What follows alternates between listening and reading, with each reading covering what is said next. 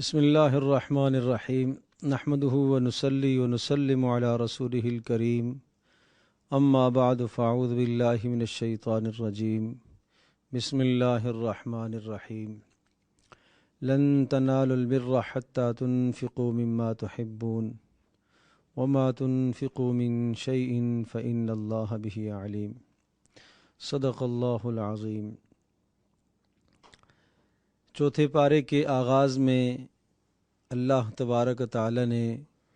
کامل نیکی کی حقیقت کو بتایا ہے، اور یہ مضمون تیسرے پارے میں بھی آ چکا ہے کہ آدمی کو اپنا پسندیدہ اور عمدہ مال اللہ کی راہ میں خرچ کرنا چاہیے، اور یہاں یہ ذکر فرمایا کہ اس وقت تک تم کامل نیکی کو نہیں پا سکتے جب تک اپنی پسندیدہ چیز اور اپنے محبوب مال کو اللہ کی راہ میں نہ خرچ کرو۔ لیکن پھر بھی فرمایا وَمَا تُنْفِقُوا مِنْ شَيْءٍ فَإِنَّ اللَّهَ بِهِ عَلِيمٌ، جو بھی تم خرچ کرو گے اگر اخلاص کے ساتھ کرتے ہو تو اللہ تبارک و تعالیٰ اسے جانتا ہے اور اس پر تمہیں بہترین اجر دے گا۔ جیسا کہ ایک آدمی اپنے مال میں سے وہ مال جو اس کے استعمال میں نہیں ہے خود اب استعمال نہیں کرتا، لیکن وہ مال ناقابل استعمال نہیں ہے، وہ کپڑے، جیسا کہ یہ کہا گیا کہ جب نیا کپڑا آپ بنواؤ تو پرانا صدقہ کر لو، لیکن وہ ایسا ہو کہ وہ پہننے کے قابل ہو، آپ نہیں استعمال کر رہے، آپ کے لیے تو وہ پرانا ہے لیکن کسی دوسرے کے پاس جائے گا تو اس کے لیے نیا ہے۔ تو اس لیے اپنے مال میں سے عمدہ مال خرچ کرنا چاہیے۔ تاہم اگر کوئی آدمی دوسرا مال بھی خرچ کرتا ہے، اعلیٰ درجے کا نہیں ہے، دوسرے درجے کا مال ہے، تو اس پر بھی اللہ تبارک و تعالیٰ اسے اجر عطا فرمائیں گے۔ کل الطعام کان حلا لبنی اسرائیل الا ما حرم اسرائیل، یہود کے پروپگنڈوں سے اور ان کے اشکالات اور اعتراضات سے متاثر نہ ہوں، ایسا کرو گے تو اس سے تمہارا ایمان چلے جانے کا خدشہ ہے۔ یا ایہا الذین آمنوا ان تطیعوا فریقا من الذین اوتوا الکتاب یردوکم بعد ایمانکم کافرین، اگر آپ یہود و نصارہ کی اطاعت کے پیچھے پڑ گئے اور ان کی بات اور ان کا مزاج اور ان کی رعایت رکھنے کے چکر میں اگر آپ پڑ گئے تو کہیں ایسا نہ ہو کہ تمہیں ایمان سے پھیر دیں اور تم ایمان سے پھر جاؤ۔ وَكَيْفَ تَكْفُرُونَ وَأَنْتُمْ تُتْلَى عَلَيْكُمْ آيَاتُ اللَّهِ وَفِيكُمْ رَسُولُهُ، اور یہ کیسے ہو سکتا ہے تمہارے پاس اللہ کا کلام رہبری اور رہنمائی کے لیے موجود ہے، تمہارے پاس پیغمبر صلی اللہ تعالی علیہ وسلم کی سیرت طیبہ موجود ہے، ان دو عظیم و شان ہدایت کے اصولوں کے ہوتے ہوئے تمہیں غیر کی طرف جانے کی کیا ضرورت ہے، تمہیں کسی اور کی طرف دیکھنے کی ضرورت کیا ہے؟ اور جس قبلے کی طرف تم رخ کر کے نمازیں پڑھتے ہو یہ قبلہ سب سے اول قبلہ ہے، اور اس کی اہمیت اور اس کے مقام کو اللہ پاک نے یہاں ذکر فرمایا ہے، اور اس کی عظمت اور مقام میں سے ایک بات یہ ہے کہ اللہ کی بے شمار قدرت کی وہاں نشانیاں ہیں، اور جو وہاں داخل ہو جاتا ہے اسے ہر طرح کا اللہ تبارک و تعالی امن دے دیا کرتا ہے۔ یا ایہا الذین آمنوا اتقوا اللہ حق تقاتہ ولا تموتن الا وانتم مسلمون، دوسرے رکوع میں 3 ہدایات، بڑی اہم اور بنیادی ہدایات اہل ایمان کو دی گئی ہیں۔ پہلی ہدایت ہے تقوی، اللہ کا ڈر اس طرح سے اختیار کرو جیسا کہ اللہ سے ڈرنے کا حق ہے، اور اللہ سے ڈرنے کا حق جب ادا ہوگا کہ جن چیزوں کا اللہ نے حکم دیا ہے ان چیزوں میں سے کوئی بھی چیز ہم سے نہ رہ جائے، اور جن چیزوں سے اللہ نے روکا اور منع فرمایا ہے ان چیزوں میں سے کسی بھی چیز کا کوئی ارتکاب نہ کرے، تو یہ اللہ سے ڈرنے کا حق ہے، یہ تقوی کا حق ہے۔ اتقوا اللہ حق تقاتہ، اس تقوی کا حق ہے جس طرح سے تقوی ہونا چاہیے۔ اور نمبر 2 اعتصام بالکتاب، کہ دنیا میں فلاح اور کامیابی تمہیں جب حاصل ہوگی کہ تم اللہ کی کتاب کے ساتھ مضبوطی سے وابستگی رکھو، اور دن اور رات اور جلوت اور خلوت اور اپنی انفرادی زندگی، اپنی اجتماعی زندگی، اپنی معاشرتی زندگی، عائلی زندگی اور اسی طرح سے معاشرے کے مسائل اور سیاست کے مسائل،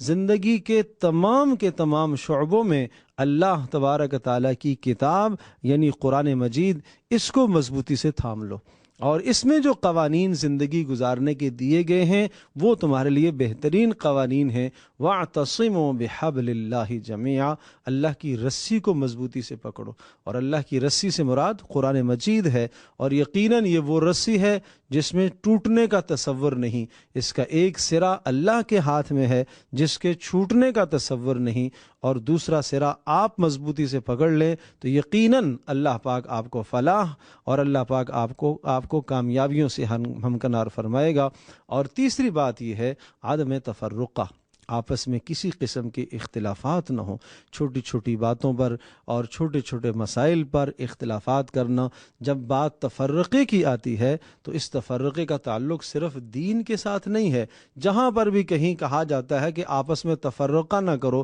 تو ہمارے رجحان اور ذہن میں بات یہ آتی ہے کہ شاید اس سے مراد مذہبی تفرقہ ہے۔ جس طرح سے مذہبی تفرقہ منع ہے اسی طرح سے خاندانی تفرقہ بھی منع ہے، اسی طرح سے سیاسی تفرقہ بھی منع ہے، اسی طرح سے گھریلو تفرقہ بھی منع ہے۔ ہر قسم کے تفرق سے اور اختلاف سے اپنے آپ کو بچاؤ اور ایک امت بن کر چلو، اپنے اندر اتحاد پیدا کرو، اور کافروں کی جانب سے وہ باتیں جن باتوں سے تمہارا اتحاد بکھر جائے ان باتوں سے اپنے آپ کو بچاؤ۔ اور یقیناً تیسرے رکوع میں یہ سمجھایا کہ یقیناً تمہارا فرض منصبی ہے اللہ پاک کی طرف بلانا، نیکی کا حکم کرنا اور گناہوں سے دوسروں کو روکنا، یہ تم میں سے ہر شخص کا فرض منصبی ہے۔ اور اگر ہر آدمی یہ کام نہ کر سکے تو کم از کم وَلْتَكُمْ مِنْكُمْ أُمَّةٌ يَدْعُونَ إِلَى الْخَيْرِ، ایک جماعت ہر وقت ایسی رہنی چاہیے جو دوسروں کو خیر کی طرف بلائے اور گناہوں سے منع کرے، اس لیے کہ اس امت کی بھلائی اور اس امت کی کامیابی اور اس امت کی خیریت کا راز اسی میں مضمر ہے کہ ہر آدمی اس فرض منصبی کو ادا کرے کہ وہ دوسروں کو خیر کی بات سمجھائے اور دوسروں کو گناہ سے روکنے کی کوشش کرے۔ اور اگر ایسا نہیں کرو گے تو پھر تم اپنے دین سے پھر جاؤ گے۔ اور لیسوا سواء من اہل الکتاب امۃ منہم امۃ قائمۃ یتلون آیات اللہ، سب کے سب، یہ قرآن ایک حقیقت کا اعتراف کرتا ہے کہ اہل کتاب کی جب بات آتی ہے تو سب کے سب اہل کتاب ایسے نہیں ہیں جو تمہارے دشمن ہیں، ہاں اہل کتاب میں سے ایسے لوگ بھی ہیں جو اسلام لائے ہیں، جو محمد صلی اللہ تعالی علیہ وسلم کا جنہوں نے کلمہ پڑھا ہے، یتلون آیات اللہ آناء اللیل، وہ راتوں کو اور دنوں کو اللہ کے کلام کی تلاوت کرتے ہیں، نیکیوں کا حکم کرتے ہیں، گناہوں سے روکتے ہیں، یسارعون فی الخیرات، نیکیوں میں آگے بڑھتے ہیں، وَأُولَئِكَ مِنَ الصَّالِحِينَ، یہ تو نیکوکار لوگ ہیں۔ حضرت عبداللہ بن سلام رضی اللہ تعالی عنہ اور ان کے ساتھ اور بہت سارے اشخاص ایسے ہیں، اور نصارہ کے اس قسم کے ایسے بھی لوگ ہیں جو محمد صلی اللہ علیہ وسلم پر ایمان لائے اور حضرت صلی اللہ علیہ وسلم کی نشانیوں کو انہوں نے اپنی کتابوں میں پہچانا اور رسول اللہ صلی اللہ علیہ وسلم پر وہ ایمان لائے۔ یا ایھا الذین آمنوا لا تتخذوا بطانة من دونکم لا یألونکم خبالا، یہاں یہ سمجھایا کہ تمہاری ایسے اہل کتاب، یہودی، نصرانی، کفار، ایسے وہ لوگ جو اسلام کے دشمن ہیں، دین کے دشمن ہیں، تمہاری ان سے دوستیاں نہیں ہونی چاہیے، اور وہ تمہارے دلی رازدان نہ ہوں، اپنے دلوں کے راز ان کو مت بتاؤ، اپنی اندر کی حقیقت اور حالات انہیں مت سناؤ، اس سے وہ فائدہ اٹھائیں گے اور وہ تمہیں نقصان پہنچائیں گے۔ فرمایا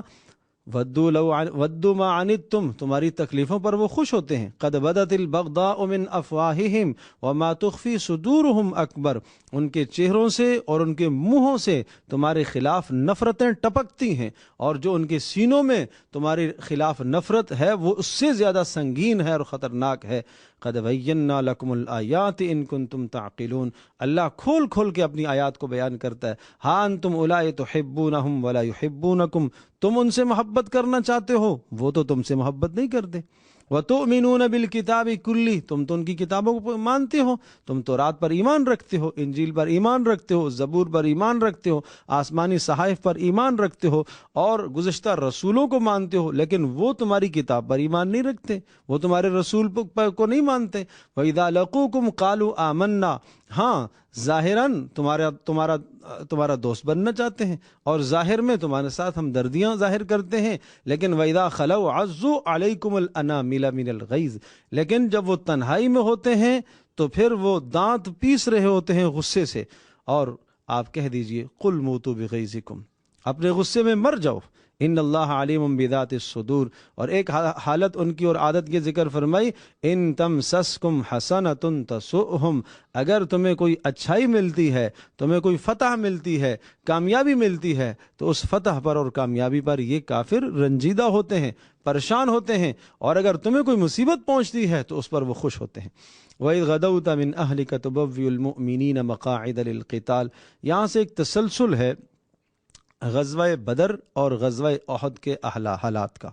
اور یہ نصف سپارے تک اور اس سے کچھ آگے تک کا حصہ ہے جو مکمل کے مکمل ان دونوں غزوات کی بڑی تفصیل سے تشریح کی گئی ہے، اور ان غزوات کے نتیجے میں ہونے والے جو سبق ہیں وہ پوری امت مسلمہ کو دیے گئے ہیں۔ اور غزوہ بدر سے یہ سمجھایا گیا کہ کس طرح سے کمزوروں کو اللہ پاک نے غالب فرمایا، اور وہ 313 نہتے جو تھے اللہ پاک نے ان کو 1000 کم و بیش کی تعداد پر کس طرح سے اللہ پاک نے غالب فرمایا۔ توکل اللہ کی ذات عالی پر، اسباب پر نہیں تھا، اللہ کی ذات عالی پر بھروسہ تھا، رسول اللہ صلی اللہ علیہ وسلم کی اطاعت اور فرم برداری تھی، آپس میں شیر و شکر تھے۔ اللہ تبارک و تعالیٰ نے ان خوبیوں کی بنیاد پر اللہ پاک نے ان کو غالب فرمایا، اور ساتھ ساتھ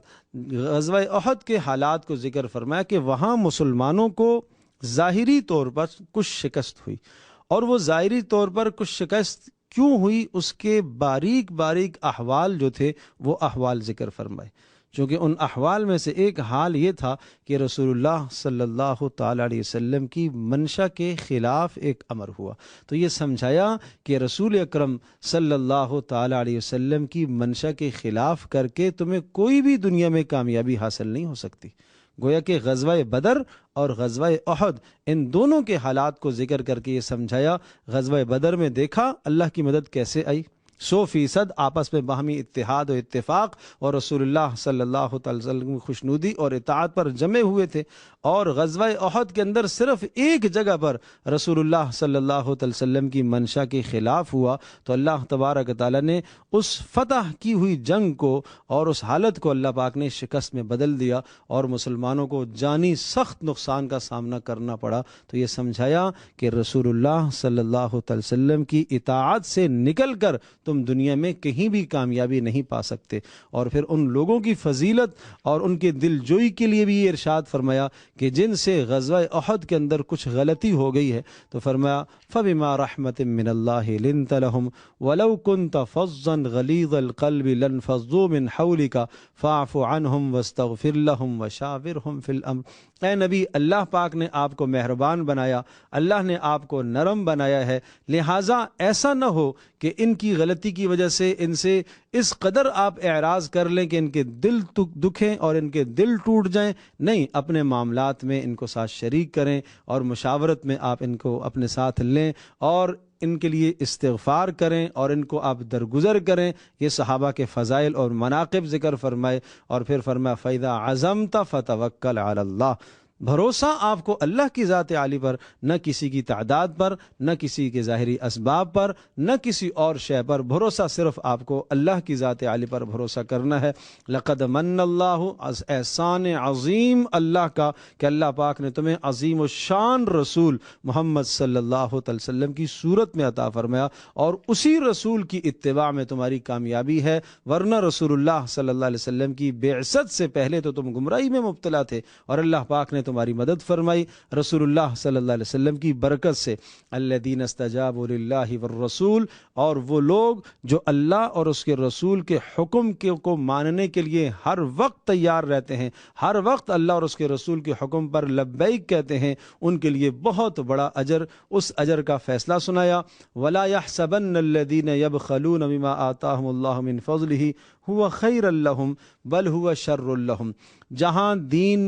کے معاملے میں اللہ کی راہ میں مال خرچ کرنے کی ضرورت پیش آ جائے، اور وہاں اگر کوئی آدمی مال نہ خرچ کرے، بخل سے کام لے، مال کو سمیٹ کر اپنے پاس رکھے، وہ ہرگز یہ نہ سمجھے کہ یہ مال خرچ نہ کر کے، مال کو سمیٹ کر رکھ کر اپنے لیے کوئی خیر جمع کر رہا ہے، کہا یہ خیر نہیں ہے، ہوا شر لہم، یہ شر ہے، یہ اس کے لیے برائی ہے۔ سیطوقون ما بخلوا بہ یوم القیامہ، قیامت کے دن یہ گلے میں توق بنا کر ڈالا جائے گا۔ اور تمہیں اللہ کی راہ میں مال خرچ کرنے سے کیوں تأمل ہوتا ہے؟ وَلِلَّهِ مِيرَاثُ السَّمَاوَاتِ وَالْأَرْضِ، آسمان و زمین کی سب میراث، سارا مال اللہ ہی کا ہے، تو پھر اللہ ہی کا دیا ہوا مال اللہ کی راہ میں خرچ کیا کرو۔ لَقَدْ سَمِعَ اللَّهُ قَوْلَ الَّذِينَ قَالُوا، یقیناً اللہ پاک نے ان لوگوں کی بات کو بھی سنا، یعنی یہودیوں نے، جنہوں نے اسلام اور مسلمانوں کے ساتھ استہزاء کیا، مذاق اڑایا۔ جب بات آئی کہ اللہ کی راہ میں مال خرچ کرو تو یہ کہنے لگے اللہ فقیر ہو گیا کیا؟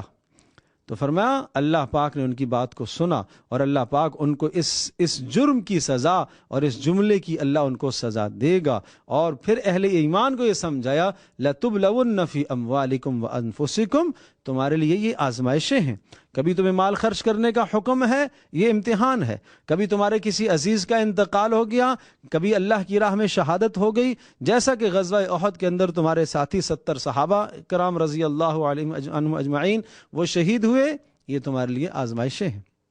اور پھر فرمایا یہ جو یہودیوں نے کہا ہے کہ اللہ فقیر ہو گیا اور ہم غنی ہیں، کہ اس قسم کی باتیں تو تم سنتے رہو گے،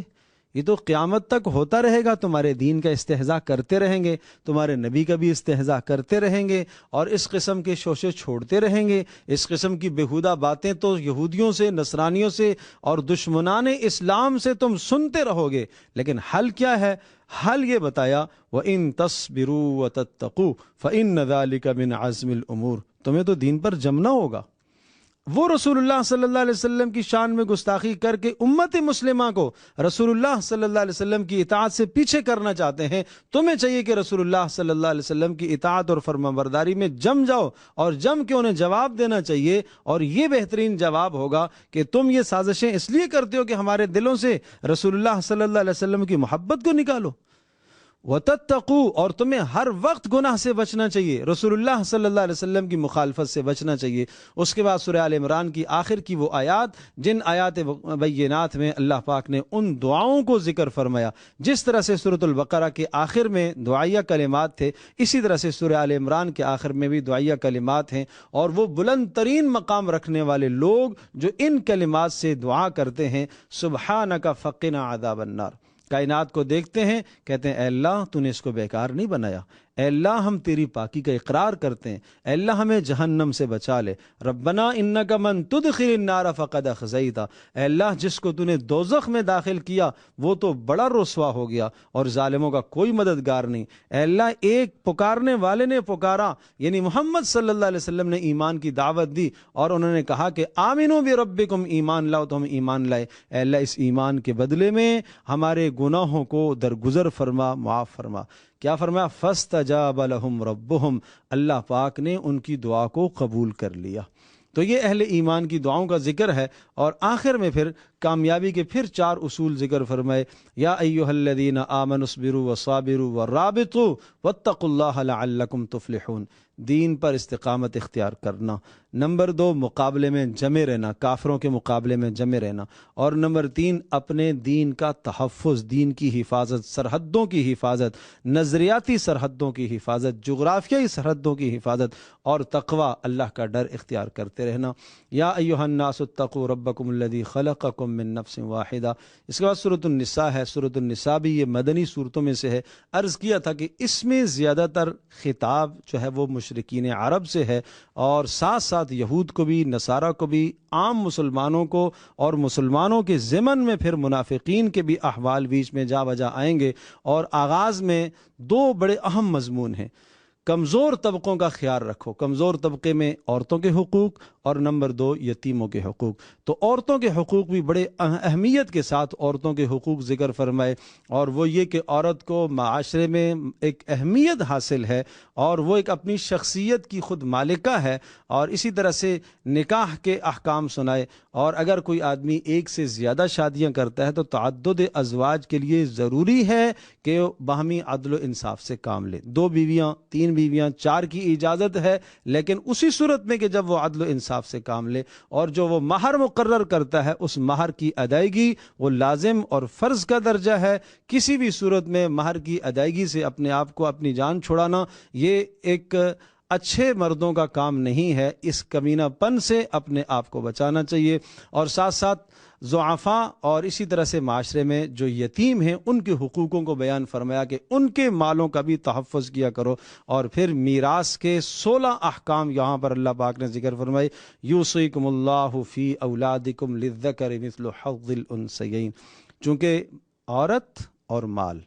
کسی بھی معاشرے کی ترقی کے لیے یہ 2 بڑی اہم بنیادیں ہیں۔ عورت بہت بلند کردار ادا کر سکتی ہے معاشرے کی ترقی کا۔ نمبر 2، مال سے بھی بہترین معاشرہ ایک تشکیل پا سکتا ہے، لیکن جب یہ دونوں کے دونوں صحیح راہوں پر ہوں۔ اگر عورت صحیح راہ پر نہیں ہے اور اس میں بگاڑ اور فساد آ گیا ہے تو معاشرے میں فساد ہے، اور اگر مال میں فساد آ گیا، صحیح مصرف میں خرچ نہیں ہو رہا ہے، یا دوسروں کے مال پر قبضہ کیا جا رہا ہے، تو یقیناً وہ معاشرہ بھی فسادی معاشرہ کہلائے گا۔ اس کے اندر بھی پھر اچھائی نہیں ہے، وہ برائی کے جراثیم ہے۔ اور اس کے بعد واللاتی یاتین الفاحشۃ من نسائکم،